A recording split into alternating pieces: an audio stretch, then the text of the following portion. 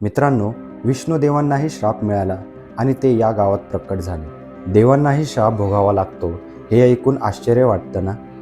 पण हे सत्य कोटमगावच्या मातीतलं आहे. पौराणिक काळात सतीवृंदाचा तो विरह आणि तिचा कठोर शाप ज्याने विष्णूंना शालिग्राम होण्यास भाग पाडले. विचार करा त्या मातेच्या शोधात जेव्हा महाकाली, महालक्ष्मी आणि महासरस्वती या तिन्ही शक्ती इथल्या शिवारात उतरल्या असतील, तेव्हा या मातीचा कणन किती भारावून गेला असेल.